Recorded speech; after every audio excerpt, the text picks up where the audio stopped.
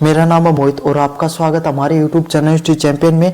तो जैसा कि आप जानते हो, आपका जो पेपर होने वाला है बायो फर्टिलाइजर का, उससे संबंधित जितने भी महत्वपूर्ण प्रश्न है सारे के सारे मैं आपको करवाने वाला हूं। उसका जो अगला महत्वपूर्ण प्रश्न आपके सामने स्किल एनहेंसमेंट का जो आपका पेपर होगा, स्किल एनहेंसमेंट का और उसका एसएससी का, उससे संबंधित जितने भी महत्वपूर्ण एमसीक्यू होंगे बायो फर्टिलाइजर से संबंधित सारे के सारे अपन करवाने वाले हैं। यूट्यूब पे शायद आपको इसकी क्लासेस बहुत कम देखने को मिलेंगी इन एमसीक्यूज की, लेकिन मैं सिर्फ आपके सामने अलग क्या मिलेगा अगर हमारी क्लासेस के अंदर मैं सिर्फ एमसीक्यू नहीं करूंगा बल्कि उनके सोल्यूशन भी बताऊंगा विद एक्सप्लेनेशन, आपको सारी सारी चीजें करवाने वाला हूं। एक कंप्लीट रिवीजन क्लास होने वाली है आपके लिए, तो इस वीडियो को आप जरूर से पूरा का पूरा देखिएगा। साथ के साथ फ्री में जो डिस्क्रिप्शन में आपके सामने मेरे टेलीग्राम चैनल का लिंक दे रहा हूं, टेलीग्राम चैनल पे फ्री में आपके सामने पीडीएफ देखने को मिल जाएगी। मतलब जितनी भी पीडीएफ होती है आपके सामने, वहां पर जाकर बायो फर्टिलाइजर है वो आप क्या कर लेना, छोटे शब्दों में स्मॉल लेटर में सर्च कर लेना, आपको फ्री में पीडीएफ देखने को मिल जाएगी। साथ के साथ कोने में आपके सामने जो व्यू प्रोडक्ट वाला ऑप्शन है, इस पर क्लिक करके आप क्या करोगे, अगर कोई भी प्रोडक्ट खरीदोगे तो सबसे ज्यादा आपको डिस्काउंट देखने को मिल जाएगा। फ्लिपकार्ट और मंत्रा से कोने में जाकर जो प्रोडक्ट का लिंक है यहां से जाकर जरूर से खरीद लेना। चलिए शुरू करते हैं आपके सामने यूनिट नंबर 5 से। जैव उर्वरक क्या होते हैं, what are the bio fertilisers. Bio fertilisers क्या होते हैं आपके सामने देखो, नाम से पता चल रहा है आपके सामने जैव और उर्वरक, बायो फर्टिलाइजर्स। बायो फर्टिलाइजर्स क्या होते हैं आपके सामने, कोई भी जीव जंतु जो प्राकृतिक चीजें होती हैं। देखो आप क्या होता है फर्टिलाइजर, तो सबसे पहले आपको पता हो क्या होगा, खेतों से जुड़े हुए आप लगभग बच्चे हो, है ना। आपके जो खेत होते हैं उसके अंदर आप उर्वरक डालते हो ना, उनको किस के नाम से जाना जाता है, फर्टिलाइजर्स के नाम से जाना जाता है। पेड़ पौधों की ग्रोथ में मदद करते हैं। भाई जैसा आप घर पे खाना खाते हो, घर पे खाना खाते हो या फिर कहीं से भी खाना खाते हो, तो इससे क्या होता है, आपका खाना खाने से आपकी ग्रोथ होती है। वैसे ही आपके सामने पेड़ पौधों की भी ग्रोथ करने के लिए क्या किया जाता है, फर्टिलाइजर उनके अंदर डाले जाते हैं। अब फर्टिलाइजर दो प्रकार के होते हैं, एक तो होते हैं सिंथेटिक, है ना, मतलब कृत्रिम, और एक क्या होते हैं आपके सामने नेचुरल। समझ में आ गया। अब सिंथेटिक क्या होते हैं भाई, जिनको आपके सामने कोई भी जो लैब वगैरह के अंदर बनाया जाता है, फैक्ट्री वगैरह के अंदर बनाया जाता है, केमिकल वगैरह बनाकर, उनको तो सिंथेटिक बोला जाता है। नेचुरल क्या, जो प्राकृतिक रूप से अपने यहाँ पर मिल जाते हैं, जैसे गोबर की खाद हो गई, है ना, वर्मी कंपोस्ट हो गई। तो इस प्रकार के जो आपके सामने जो फर्टिलाइजर होते हैं उनको जैव फर्टिलाइजर बोला जाता है। समझ में आ गया। तो जीवाणु से बने हुए माइक्रो ऑर्गेनिज्म से बने हुए जो फर्टिलाइजर होते हैं उसको बायो फर्टिलाइजर्स के नाम से जाना जाता है। जैसे गोबर की खाद है, अब इसके अंदर आपको पता भाई वो क्या होती है, पहले गोबर की, भाई गोबर आपके सामने तुरंत ही खेत में कभी नहीं डाला जाता है, वो एकदम आपके घर में पहले क्या किया जाता है, उसको स्टोर किया जाता है, लगभग साल डेढ़ साल के लिए उसको वो अपन डालते हैं और फिर उसके बाद में खेत को डाला जाता है। तो वो गलना शुरू हो जाता है ना, धीरे धीरे उसका मिट्टी जैसा काला कलर हो जाता है एकदम, फिर उसको डालना शुरू किया जाता है, क्योंकि उसके अंदर केचुए या फिर और कोई जो जीव जंतु होते हैं, कीड़े मकोड़े, वो उसको क्या कर देते हैं, गला देते हैं। अगले वाला क्या है, बायो फर्टिलाइजर्स का मुख्य कार्य क्या होता है, the main function of the bio fertilisers is. तो जितने भी जैव उर्वरक होते हैं उनका मुख्य काम क्या होता है, मृदा होती है उसकी उर्वरकता बढ़ाना। भाई ये तो आप सबको पता है। खाद क्यों डाली जाती है खेतों में, खाद इसीलिए डाली जाती है खेतों में ताकि क्या उसकी उर्वरकता उसकी क्या बढ़ सके, आपके सामने जो खेत है उसके अंदर उसकी उपजाऊपन है वो बढ़ सके। जैसे आप खाना क्यों खाते हो भाई, मोटे होने के लिए थोड़ी खाते हो, आपके सामने आपके शरीर के अंदर ऊर्जा रहे, जान आ जाए आपके अंदर, है ना। तो इसीलिए क्या ऐसे क्या किया जाता है, मृदा की जो उर्वरकता होती है वो बढ़ाने के लिए आपको इसका उपयोग किया जाता है। राइजोबियम्स किसके साथ सहजीवन बनाते हैं, राइजोबियम्स फॉर्म्स द सिम्बायोसिस विद, किसके साथ करते हैं आपके सामने, दलहनी फसलों के साथ। जो लेगुमिनस जो क्रॉप्स होती है ना, उसके साथ जो राइजोबियम्स हैं वो आपके सामने कीड़े, मतलब राइजोम्स एक प्रकार की कीड़े होते हैं, वो आपके सामने कौन सी फसलों पर रहते हैं भाई, दलहनी फसलों पर रहते हैं। इंपॉर्टेंट पर्सन आपके सामने देखने को मिलेगा। राइजोम्स नाइट्रोजन को किस प्रकार से स्थिरीकरण करता है, देखो मैं बताऊं आपके सामने।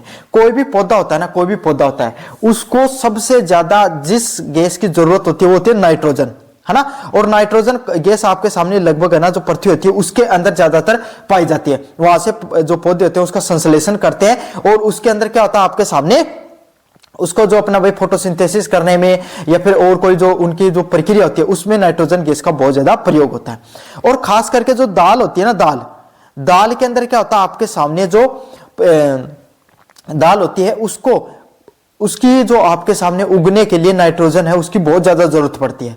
तो इसीलिए एक प्रकार का एक कीड़ा होता है, राइजोबोम्स होते हैं, वो क्या करते हैं आपके सामने जो नाइट्रोजन होती है उसको उत्पादित करने का काम करते हैं। कैसे करते हैं आपके सामने, अमोनिया, जो कोई भी वस्तु पड़ी है आपके सामने, कोई भी फर्टिलाइजर है जो आपने डाला, उर्वरक डाला, उसको क्या कर लेंगे, अमोनिया गैस के अंदर कन्वर्ट कर देंगे। और अमोनिया होती है उसमें क्या होता है, नाइट्रोजन, NH3 होता है ना, NH3 में N है, इसका अर्थ क्या है, नाइट्रोजन। समझ में आ गया। तो राइजोबोम नाइट्रोजन का स्थिरीकरण किसके माध्यम से करते हैं, अमोनिया के प्रोडक्शन से। राइजोबोम्स जीवाणु कहां पर पाए जाते हैं, राइजोबोम्स बैक्टीरिया आर फाउंड इन, कहां पर पाए जाते हैं, रूट नोड्स के अंदर, जड़ ग्रंथियां। अब आपके सामने ये, अगर आपके सामने देखो मैं एक उदाहरण दूं, तो ये आपके सामने जड़ है, तो इसके अंदर गांठें देखी होंगे ना, तो इसके अंदर जो राइजोबोम्स है वो पाए जाते हैं। कभी भी ना आप दाल वगैरह की गांठों के आसपास देखना, धोले धोले आपके सामने थोड़े थोड़े चिकते चिकते से मिल जाएंगे, है ना। ये क्या होते हैं, राइजोबोम्स होते हैं, जीवाणु होते हैं। और यहाँ का काम क्या होता है भाई, आपके सामने नाइट्रोजन प्रोडक्शन का काम होता है। और जड़ होती है, उसकी ग्रंथियां नोड्स के अंदर ये पाए जाते हैं। राइजोबोम्स का उपयोग किस फसल में किया जाता है, राइजोबोम्स का उपयोग किस फसल में किया जाता है भाई आपके सामने, तो चना होता है उसके अंदर। भाई चना क्या है आपके सामने, एक दलहन फसल है। कौन सी फसल है भाई, दलहन फसल है। तो इसके अंदर इसका क्या किया जाएगा भाई, इसका उपयोग है वो किया जाता है। तो राइजोबोम का उपयोग किस फसल में किया जाता है भाई, चना की फसल होती है उसके अंदर इसका प्रयोग देखने को मिलता है। राइजोबोम्स की आकृति कैसी होती है, छड़ी जैसी, रोड शेप के होते हैं, मतलब ऐसे शेप के होते हैं आपके सामने, ऐसे वाले शेप के कीड़े होते हैं एक प्रकार के, है ना, इस प्रकार के शेप के होते हैं। और जो जड़ें होती है ना आपके सामने, जैसे एक जड़ है तो इसकी गांठें होती हैं, इन गांठों पर ये पाए जाते हैं। समझ में आ गया। तो इसका सही आंसर क्या, ऑप्शन नंबर बी, छड़े जैसी इनकी शेप होती है। अगला है एक्टिनोरियल्स सिनोमोबिसिस किसके साथ जुड़ा हुआ है, तो किसके साथ जुड़ा भाई, एक्टिनोमाइसिट्स के साथ आपके सामने जुड़ा हुआ है एक्टिनोरियल्स सिनोबिसिस। जैव उर्वरकों की शुद्ध संस्कृति क्यों आवश्यक होती है, why is the pure culture needed in the bio fertilisers. तो जैव जितने भी उर्वरक होते हैं उनके आपके सामने प्योर कल्चर की क्यों जरूरत पड़ती है, ताकि उनकी गुणवत्ता बनाए रखने के लिए, जितने भी जैव उर्वरक उनकी गुणवत्ता बनाए रखने के लिए आपके लिए किसकी जरूरत पड़ती है भाई, बायो फर्टिलाइजर्स है उनकी ज्यादा जरूरत पड़ती है। मतलब भाई जैव आपके सामने जैव उर्वरक जब आप डालते हो ना, तो क्या हो जाता है, खेत के अंदर फसल वो अच्छी उगती है, उसकी गुणवत्ता भी अच्छी होती है। तो यही है, गुणवत्ता को बनाए रखने के लिए अपन जैव फर्टिलाइजर्स का उपयोग लेते हैं मुख्यतः। समझ में आ गया आपको अच्छे से। अगला क्या है, मास कल्टीवेशन क्या होता है, what do you mean by the mass cultivation. Mass cultivation क्या होता है, मतलब आपके सामने बड़े स्तर पे उत्पादित करना। भाई आपके सामने कोई भी आदमी के पास 100-200 बीघा है, 100-200 बीघा जमीन है, और उस जमीन पे उसने कपास उगाया, है ना, या फिर उसने कोई रबड़ की फसल उगाई, या चना दाल कुछ भी उगाया, बहुत बड़े जमीन पे आपके सामने बहुत बड़ी फसल को उगाया जाता है, उसी को किस नाम से जाना जाता है भाई, मास कल्टीवेशन के नाम से जाना जाता है। समझ में आ गया। मास मतलब बहुत बड़े स्तर पे कोई फसल का उत्पादन किया जाता है, उसको मास कल्टीवेशन के नाम से अपन जानते हैं। चलो आपके सामने जो यूनिट फर्स्ट है उसका कंप्लीट रिवीजन करा दिया है। अब अपन पढ़ेंगे यूनिट नंबर 2 की तरफ, एजियोप्रिलियम्स एंड जो एजोटोबैक्टर्स आपके सामने। तो एजियोस्पिरिलम और एजोटोबैक्टर्स क्या होते हैं आपके सामने। एजियोस्पिरिलम किस प्रकार का नाइट्रोजन स्थिर करता है, Azospirillum is a type of nitrogen fixers which is, किस प्रकार का आपके सामने एसोसिएटिव है भाई, आपके सामने जो एसोसिएटिव का मतलब सहायक आपके सामने होता है, किस प्रकार का होता है भाई आपके सामने, एजियोप्रिलिम्स किस प्रकार का नाइट्रोजन स्थानांतरण होता है आपके सामने, एसोसिएटिव होता है। समझ में आ गया, सहायक जिसके नाम से बोला जाता है। अगले आप बात करें आपके सामने एजियोस्पिरिलम मुख्यतः किस फसल में पाए जाते हैं, तो एजियोस्पिरिलम इज मेनली यूज्ड इन, किसके अंदर यूज किए जाते हैं भाई, जो अनाज होते हैं ना उनके अंदर एजियोस्पिरिलम आपका जो कोई भी दवाई वगैरह होती है जिसका प्रयोग आपके सामने किया जाता है। एजियोस्पिरिलम किस भाग में रहता है, मतलब ये आपके सामने भाई एजियोस्पिरिलम एक प्रकार का क्या होता है आपके सामने, ये भी एक प्रकार का क्या होता है, अनाज वगैरह की जो फसल होती है उसके अंदर पाया जाता है। और ये क्या होता है, एक प्रकार का कीड़ा होता है भाई, ये भी समझ में आ गया। कीड़े भी दो प्रकार के होते हैं, एक तो जो फसलों को सहायक होते हैं उगने में, और एक प्रकार के कीड़े होते हैं जो उनको खाने मतलब उनको खराब करने में मदद करते हैं। तो कुछ कीड़े जैसे राइजोबोम्स वगैरह क्या होते हैं आपके सामने, सहायक होते हैं। ऐसे एजियोस्पिरिलम होता है जो जड़ों के आसपास रहता है। कहां पर रहता है भाई आपके सामने, एजियोस्पिरिलम कहां पर रहता है भाई आपके सामने, जो जड़ें होती हैं उसके पास ये देखने को मिलता है। अगला है कैरियर बेस्ड इनोकुलेटेंट्स का मुख्य उद्देश्य क्या होता है? Purpose of carrier based inoculants. तो क्या पर्पज होता है भाई आपके सामने कैरियर बेस्ड इनोकुलेटेंट्स का? क्या होता है आपके सामने? जीवाणु को सुरक्षित रखना। क्या करना भाई? जो जितने भी जीवाणु होते हैं ना, उनको सुरक्षित रखने के लिए आपके सामने जो कैरियर बेस्ड इनोकुलेटेंट्स होते हैं उनका काम होता है। मतलब भाई कोई भी जो जीवाणु होते हैं ना, हर प्रकार का जीवाणु सिर्फ आपके सामने खतरनाक ही नहीं होता है पेड़ पौधे के लिए, बल्कि कुछ अच्छे जीवाणु भी होते हैं जो पेड़ पौधे को आगे, मतलब उनको जो आगे बढ़ने में या फिर उनकी जो फसल है उसको उगने में सहायक होते हैं। समझ में आ गया? तो जीवाणु को सुरक्षित करने में जो आपके सामने जो क्या होते हैं, कैरियर बेस्ड इनोकुलेटेंट्स का काम होता है। अब आप कहोगे सर हिंदी में किस प्रकार से आएंगे? तो बच्चों इनको आपके सामने लगभग यही नाम होगा, एक्जेक्टोबैक्टर लिखा होगा। तो आप हिंदी से ज्यादा तो इनको इंग्लिश में समझोगे ना, तो ज्यादा आपके सामने अच्छा रहेगा। एजेक्टोबैक्टर्स क्या होते हैं आपके सामने? किस प्रकार के जीवाणु होते हैं? किस प्रकार के जीवाणु होते हैं भाई आपके सामने? एजेक्टोबैक्टर्स। अब ये आपके सामने वो जीवाणु है जो मुख्यतः खाद, जो फसल होती है ना, उसके अंदर खाद वगैरह को पैदा करने में काम आ जाते हैं, है ना। तो एजेक्टोबैक्टर्स किस प्रकार के जीवाणु होते हैं भाई? फ्री लिविंग बैक्टीरियम होते हैं। किस प्रकार के होते हैं भाई? फ्री लिविंग बैक्टीरियम होते हैं। कैसे बैक्टीरियम होते हैं भाई? मुक्त रूप से पाए जाने वाले बैक्टीरिया होते हैं एजेक्टोबैक्टर्स। मुझे उम्मीद आपको समझ में आ गया होगा।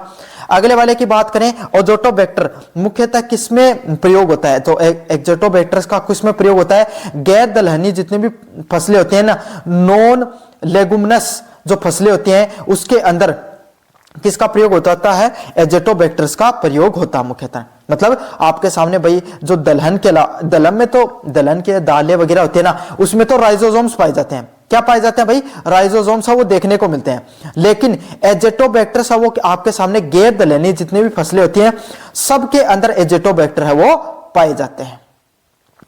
अगले वाले की बात करें, एजेक्टोबैक्टर पर फसल का क्या प्रभाव पड़ता है? What is the effect of Azotobacters on crop is? तो क्या प्रभाव पड़ता है आपके सामने? ये उत्पादन बढ़ाने का काम करता है। एजेक्टोबैक्टर किस चीज का काम करता है भाई आपके सामने? कोई भी फसल होती है ना, उसके उत्पादन बढ़ाने का काम करता है, उसको पॉजिटिव में ले जाने का काम करता है, उसके उत्पादन को बढ़ाता है एजेक्टोबैक्टर। समझ में आ गया भाई? ये भी एक प्रकार की जो फसलों में ना उगने में उसके सहायक होते हैं। एजेक्टोबैक्टर का वर्गीकरण किस प्रकार पे आधारित होता है? Classification of Azotobacter is based on, किस चीज पे होता है? जैव रासायनिक गुण। मतलब आपके सामने इसमें कुछ, ये क्या होता है? ये आपके सामने जो खाद फसल वगैरह होती है उसको गलाने का काम करते हैं, और उसको जो खाद होती है ना उसको गलाकर उसको क्या करते हैं आपके सामने एक उर्वरक के रूप में बनाने का काम करते हैं। तो ये कौन सा होता है भाई? एजेक्टोबैक्टर, वो इसका उदाहरण होता है। मास मल्टीप्लेक्शन का अर्थ होता है, मास मल्टीप्लेशन का क्या अर्थ होता है भाई? बड़े स्तर पर वृद्धि होना। मतलब कोई भी चीज होती है ना, कोई भी आपके सामने फसल होती है, उसके बहुत बड़े स्तर पे जब वृद्धि होती है, वो बहुत ज्यादा उगती है, तो उसको मास मल्टीप्लेक्शन के नाम से जाना जाता है। तो कोई भी चीज होगी भी उसको बहुत ही बड़े स्तर पे जब उसकी वृद्धि देखने को मिलती है, तो उसको मास मल्टीप्लेक्शन के नाम से जानते हैं अपन। अगला क्या है? एसोसिएटिव इफेक्ट का अर्थ क्या होता है? एसोसिएटिव इफेक्ट का क्या अर्थ होता है आपके सामने? What do you mean by the associative effect? Associative मतलब क्या होता है? सहायक। आपके सामने कोई भी चीजों का जुड़ना वगैरह से जुड़ा होता है। दो या उससे अधिक सूक्ष्म जीवों का संयुक्त प्रभाव होना, मतलब एक या दो प्रकार के जो अलग अलग प्रकार के जीव हैं और जो मिलकर आपके सामने क्या कर रहे हैं? आपके सामने कोई भी फसल होती है उसको आगे बढ़ाने में या फिर उस फसल को आपके सामने उगने में मदद कर रहे हैं। तो इस प्रकार का जो प्रभाव देखने को मिलता है उसको एसोसिएटिव इफेक्ट के नाम से जाना जाता है। किस प्रकार के प्रभाव के नाम से जाना जाता है? एसोसिएटिव इफेक्ट के नाम से जाना जाता है। समझ में आ गया? चलिए अपन बात करते हैं यूनिट नंबर 3 की तरफ, साइनोबैक्टीरिया एंड एजेलो। किसके नाम से जाना जाता है भाई? साइनोबैक्टीरिया और एजेलो के नाम से जाना जाता है। नील हरित शैवाल होता है एजेलो। साइनोबैक्टीरिया को और क्या कहा जाता है? साइनोबैक्टीरिया को किस नाम से जाना जाता है भाई? ब्लू ग्रीन एल्गी के नाम से जाना जाता है। किसके नाम से जाना जाता है भाई? साइनोबैक्टीरिया को किस नाम से जाना जाता है? ब्लू ग्रीन एल्गी के नाम से जाना जाता है। कौन सी होती है आपके सामने? जो हरी और आपके सामने नीली प्रकार की जो एल्गी होती है ना, जो शैवाल होती है, आपने देखा होगा ना, जो तालाब वगैरह होते हैं उसके अंदर हरे कलर के या नीले कलर के जो शैवाल देखने को मिलते हैं, उसको साइनोबैक्टीरिया के नाम से जाना जाता है। उनका कलर हरा या नीला साइनोबैक्टीरिया की वजह से हो जाता है। समझ में आ गया? तो ब्लू ग्रीन एल्गी के नाम से उसको जाना जाता है। साइनोबैक्टीरिया किस प्रकार के पोषक तत्वों को स्थिर रखती है? Cyanobacteria fix which type of nutrients, मतलब जो साइनोबैक्टीरिया होते हैं वो किस प्रकार के पोषक तत्व उसके अंदर पाए जाते हैं? तो किस प्रकार के पोषक तत्वों को अपने अंदर समा के रखती है भाई? नाइट्रोजन। जो नाइट्रोजन होता है उसको अपने अंदर समा कर रखने का काम होता है किसको? साइनोबैक्टीरिया का। तो जो आपके सामने जो पूरा का पूरा जो पौंड होता है ना, जो कोई भी पोखर हो गया, झील हो गई, उसके अंदर शैवाल अगर ज्यादा आ जाते हैं ना, तो इससे क्या हो जाता है? आपने सुना होगा उसमें ऑक्सीजन की कमी हो जाती है। क्यों? क्योंकि जो शैवाल होते हैं ना, वो आपके सामने क्या करते हैं? नाइट्रोजन जो गैस होती है ना, उसको ज्यादा प्रोड्यूस कर देते हैं, और इससे ऑक्सीजन, जीव जंतु वो अंदर ऑक्सीजन तो सारी सोख लेते हैं, और शैवाल है ना, नई ऑक्सीजन को पानी के अंदर आने नहीं देता, कि ऊपर परत बना देता है और खुद आपके सामने जो नाइट्रोजन है उसका प्रोडक्शन करता रहता है। इसलिए काफी जीवों की मृत्यु हो जाती है इस वजह से, है ना। तो ये है नाइट्रोजन है, वो उसके प्रोडक्शन का काम करता है। एजेलो किस फसल के लिए अधिक उपयोगी है? Azolla is mainly use in which crop? तो किस प्रकार की फसल में एजेलो का प्रयोग किया जाता है? आपके सामने जो धान की फसल होती है, जो धान की फसल होती है उसके अंदर एजेलो का सबसे अधिक उपयोग किया जाता है। किसका प्रयोग किया जाता है भाई? धान की फसल के अंदर जो एजेलो है उसका सबसे ज्यादा प्रयोग किया जाता है। यह भी एक प्रकार का जीव जंतु होता है जिसका प्रयोग कोई भी जो धान वगैरह की जो फसल होती है उसमें इसका प्रयोग किया जाता है। तो अच्छे से रट लो भाई, धान की फसल के अंदर जो एजेलो है उसके कीड़े वगैरह का प्रयोग किया जाता है। एजेलो के साथ सहजीव कौन होते हैं? एजेलो फॉर्म्स द सिनोबिसिस विद। तो एजेलो वो कौन से सहजीव के साथ रहता है? एनोनोबिना एंजेलो के नाम से जाना जाता है। एजेलो के नाम से जाना है, किसके नाम से जाना जाता है? एनोबेनिया एजेलो के नाम से जाना जाता है। इसकी फुल फॉर्म होती है ना। जैसे अपन अगर इंसान है ना, तो अपने को होमो सेपियंस बोला जाता है साइंस के अंदर, ऐसे एजेलो को क्या बोला जाता है? एनाबिना एजेलो के नाम से जाना जाता है। किस नाम से जाना जाता है? एनाबिना एजेलो के नाम से जाना जाता है। अगले वाला है नाइट्रोजन फिक्सेशन किसकी सहायता से होता है? तो नाइट्रोजन फिक्सेशन किसकी सहायता से होता है? Nitrogen fixation occurs with help. मतलब नाइट्रोजन होता ना, नाइट्रोजन बहुत जरूरी गैस होती है कोई भी पौधे के लिए उगने के लिए, है ना, उसकी ग्रोथ के लिए। तो उसको स्थलीकरण, मतलब नाइट्रोजन की एक सीमित मात्रा में कैसे मिलती रहे कोई भी पौधे के, वो कौन सी प्रोसेस के द्वारा होती है? किसके द्वारा होती है? हीट्रोसिस्ट होती है, उस प्रोसेस के द्वारा नाइट्रोजन फिक्सेशन किया जाता है। कौन सी प्रोसेस के द्वारा? हीट्रोसिस्ट के प्रोसेस के द्वारा नाइट्रोजन फिक्सेशन किया जाता है। अगला है साइनोबैक्टीरिया का उपयोग किस फॉर्म में होता है? साइनोबैक्टीरिया का उपयोग किस फॉर्म में होता है? आपके सामने जैव उर्वरक के रूप में। समझ में आ गया? तो शैवाल वगैरह उसका भी प्रयोग किसमें करते हैं भाई? जैव उर्वरक होते हैं उसके रूप में जो आपके सामने साइनोबैक्टीरिया उसका प्रयोग किया जाता है।